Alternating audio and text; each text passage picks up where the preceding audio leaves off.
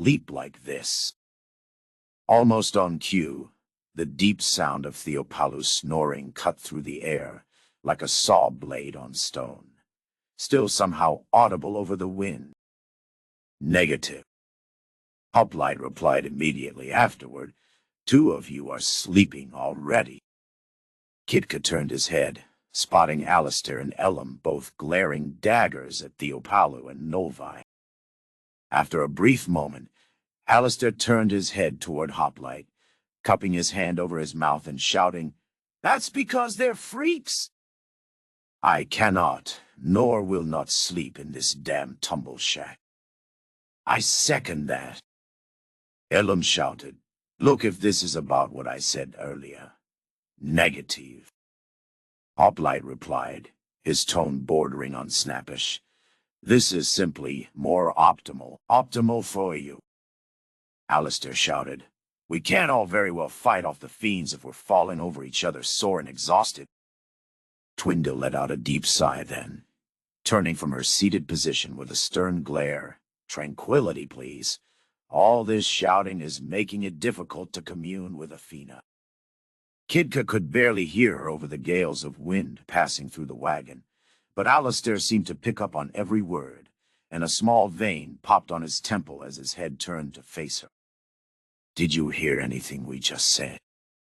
Alistair shouted, gesturing toward Hoplite. "Bucket Boy here wants to keep going all night." "I'm not doing that." "Don't you call 37 Bucket Boy." Michael growled, "You ain't got the first idea who he is or what he's done. Show some respect." "Oh, what? Is the bucket baby getting upset?" Alistair shouted at Michael, his features hardening and face reddening. "Whoa." "Bucket what?" Michael shouted back, teeth bared like a wolf. "I ought to butt-kick your face in, Alistair." "Stand down, Marine." Hoplite shouted from the front of the wagon, his pace slowing as Lance moved between Michael and Alistair. Elim placed a hand on Alistair's shoulder as the man attempted to stand, trying to force him to remain sitting. Perhaps Kitka was incorrect in thinking that the Athea had a good rein on his temper. Kitka himself felt oddly enraged. It was an alien feeling, for nothing had happened that would have normally angered him. What could have been the cause for that? Perhaps it was simply frustration at how Alistair and Michael were behaving. No, it was something else. He felt the need to scream at Lance, to berate her for the bullying she'd done to him in the forward, to demand an apology for the irritating glances she occasionally shot his way, filled with suspicion. And Kitka blinked, taking a deep breath to calm himself. These feelings were alien, and he would deny them. They could not have come from within. But if this rage was truly not his own, then where had it come from? "I'd love to see you try." Alistair shouted, "I'm going to tear off that greasy beard and choke you with it. I will neutralize you." Hoplite growled loudly, his head actually turning to give a side view of his helmet. "I'll rip your head off." Kitka blinked in shock. Even Hoplite was affected by this strange mood. Why was this happening? "Oh, would you all just stop it?" Lance shouted angrily. "None of you are doing anything but screaming. Why did I decide to journey with fools?" Elim then grit his teeth, turning to glare daggers at the Watcher. "We didn't even ask for you to come in the first place. How about you get off and head back to your dainty little forest?" "Silence!" Twindle shouted, standing straight up from her seat with perfect balance despite the speed of the wagon. "You will all be silent, or I will make you tranquil. Do I make myself clear?" She finished, her face stony and unreadable. "The wagon will stop. We will rest, we will reconcile, and in the morning we will be on our way." I will hear no argument. Alistair began before Twindle harshly cut him off. Fool! She shouted over him. Think. This is Kazan's realm. She continued. The Lord of Hate is already at work on your minds. Do not be pulled into your rage, or you will be lost. Kitka inwardly gasped at Twindle's words. She was absolutely right. They were in Kazan's sphere of influence now, within reach of his vile magic. How many parties of adventurers had come here only to tear one another apart before even reaching the Fiendwood proper? The fiends weren't the deadliest thing about the Fiendwood. It was hate. The battle with Kazan had already begun. By the pillars, how were they supposed to reach the rotting Ilum like this? If things were to keep going this way, they'd all kill each other before reaching the other end of the bridge. Kitka normally wouldn't dream of harming his friends. They'd been with him since he was but a child. But if Kazan could strengthen hate and rage to such a degree, no, Kitka would not allow himself to be pulled into it. He'd have to be tranquil, like Twindle said. I should have predicted this. The fault is mine, Twindle said, rubbing a hand across her brow. Yet we have an advantage in my presence. Everyone inside the wagon, save for Theopalu and Nolvi, furrowed their brows in confusion. What could Twindle do to counteract this invasive hatred? Did it have to do with her connection to the pillar god of tranquility, Athena? Once we stop this cart, I'll set to work, and Kazan will no longer be able to touch our minds. At least not easily. Twindle continued, approaching the front of the wagon. If you would please stop the wagon, Hoplite. The little alcoves you've seen are intended for travelers to rest in. It would be more optimal if we were all shielded and well rested for the journey, she explained loudly, maintaining her calm tone. A moment passed, then another, and another, until Hoplite began slowing his stride. It seemed that Twindle had managed to convince Hoplite after all. Ever since they were children, Twindle had a way of making people see sense. Kitka was thankful for that talent, for his back could not have taken much more punishment today. How long would Hoplite have continued if left uninterrupted? All night for certain, and likely all day tomorrow. Could he have continued like that for 7 whole days without stop? No, it couldn't be possible, but perhaps for 3. Kitka would ask Hoplite about how long he had planned on going for. The insane strength and endurance that Hoplite had shown today was impressive, very impressive. As a tongue of Za, Kitka found himself wondering if Hoplite would consent to Toma. Non-fatal, of course, just a friendly bout between warriors. Perhaps they could have a quick spar before it was time to bed down? That would be pleasant, especially knowing that Kitka wouldn't have to hold anything back against Hoplite. After all, the Outworlder had managed to kill Kitka's brother in fair combat. Holding back wouldn't be an option. Chapter 3. Apologies. Hoplite eased the wagon to a complete halt, stopping just before the entrance of one of the many designated rest areas along the bridge. He could see a small horde of fiends slowly approaching from the horizon, perhaps around 100 in total, give or take. Hoplite didn't think that they were aware of the wagon's presence just yet, but they soon would be. Another significantly larger horde was approaching from the opposite side of the bridge, a conglomerate of smaller groups that Hoplite had been avoiding while pulling the wagon across the Great Bridge. Both groups would need to be dealt with before the party would be able to rest in the shelter.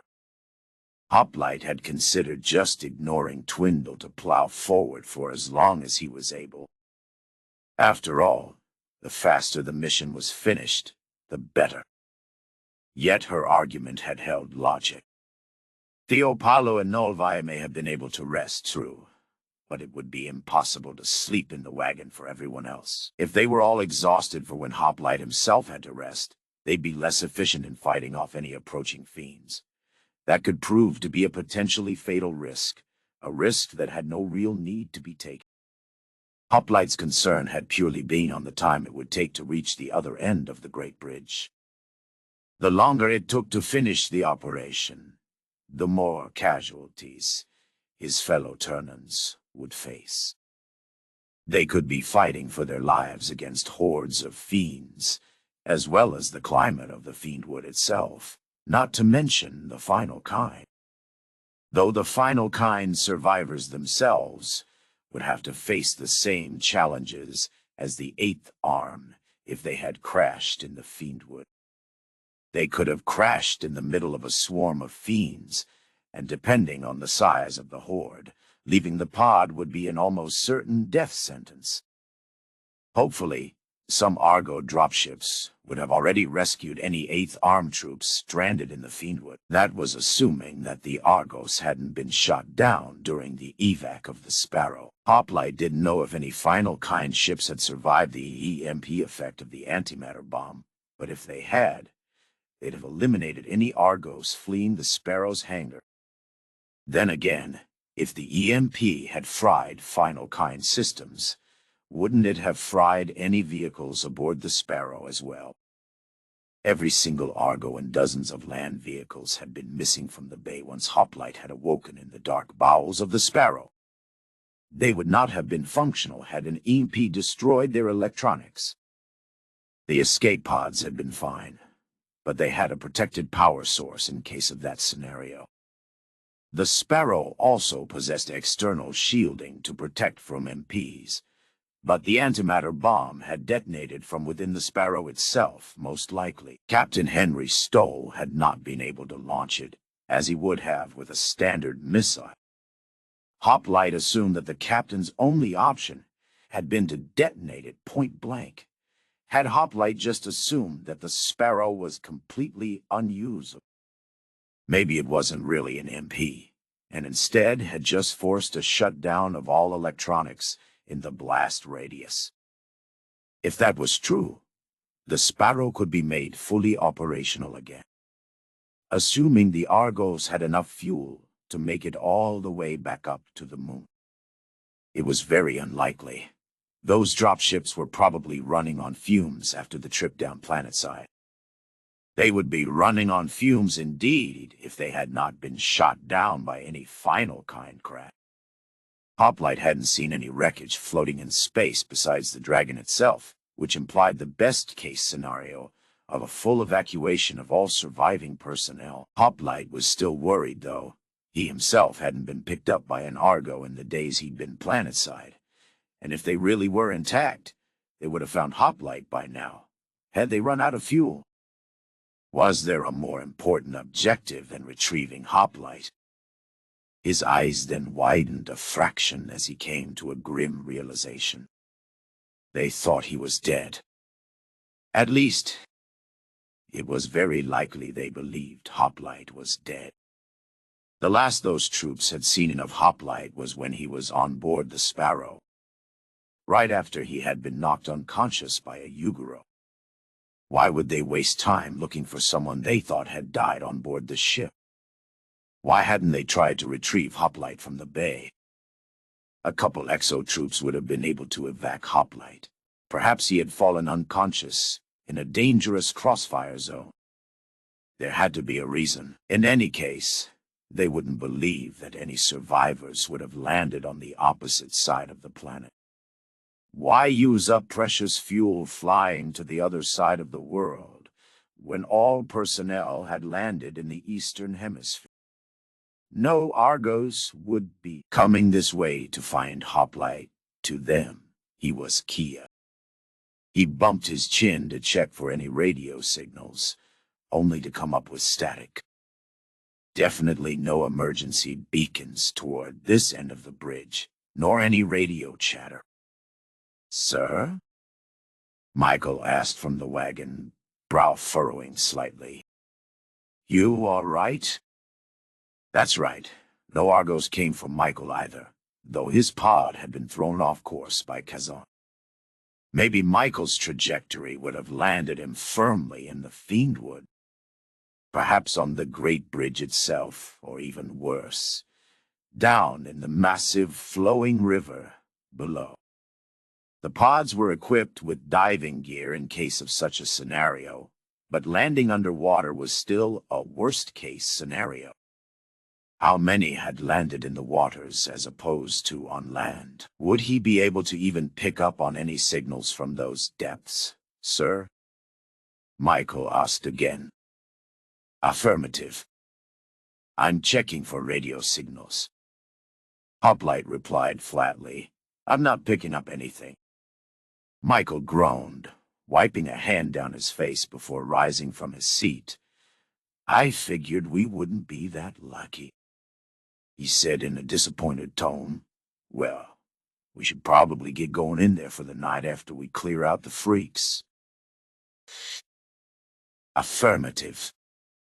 Hopliter replied, ducking under the bar of the wagon to approach the closest group of fiends. Conserve your energy. I can take care of these myself, he said loudly. You all can set up inside the shelter. I'll take the time to neutralize the hostiles. My armor will protect me. Michael simply nodded, placing a fist over his chest and saying, Yes, sir. Lance, however, seemed to not be so eager. You've been running all day, Hoplite, aren't you tired? She asked concernedly. If we work together, we can get it done faster. Twindle nodded along with Lance's words. It wouldn't be fair for you to take the duty of slaying all the fiends by yourself, Hoplite. You should really rest. Hoplite was only slightly fatigued with today's efforts. Eliminating these fiends would be no issue for him. Negative. I am still fully functional. Hoplite told them honestly, fiends have nothing that can get through my armor. You all are vulnerable to infection. This is optimal to minimize risk. Elum gave a small shake of his head, laughing as he said, I can't argue with sense, nor do I want to. That's because you're lazy, Alistair replied flatly, standing from his seat with a groan. By the pillars, my back, he groaned with a wince. Everyone halt a moment, Twindle said, holding out her arms. We must reconcile for the earlier outbursts. If we allow that anger to linger and fester, it will infect our hearts. Kazan will use that to his advantage. The protection that I request from Athena will be at its strongest once everyone is tranquil. Michael and Alistair's eyes immediately locked for a long moment, before they turned away from one another, and Twindle frowned. Really, you are both adults, are you not? Are you men, or are you boys? Apologize to one another. Realize that it was Kazan that had flared your anger, and move on. She finished with a firm nod, crossing her arms under her breastplate. Hoplite watched as both Michael and Alistair grumbled under their breaths, clasping hands for a moment before they both muttered half-hearted apologies. Twindle sighed and shook her head, her eyes locking on Hoplite next. Now it is your turn. Twindle said you threatened Alistair's life. Because he threatened my subordinate. Hoplite replied flatly. I am not angry anymore, but there is no need for me to apologize. As you said, it was Kazan that interfered with our emotional status. It would be better to simply accept that and move on. Twindle opened her mouth, eyes glaring for a moment before Alistair raised a hand to stall her. No, he told Twindle. He is right. It was Kazan's fault, none of ours. Still, though, He paused briefly, eyes turning to Michael. I'm sorry for what I said. Michael frowned for a brief instant, letting out a small sigh before saying, I'm sorry I called you Alistair.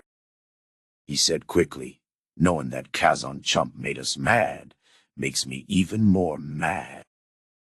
Alistair nodded. I agree. When we find him, I'm going to wallop him with the force of 1,000 suns. Then the two young men paused a brief instant, staring one another in the eyes, with a deadly seriousness, before they both grinned. Mutual hatred bonds stronger than blood. Nalvai yawned, sitting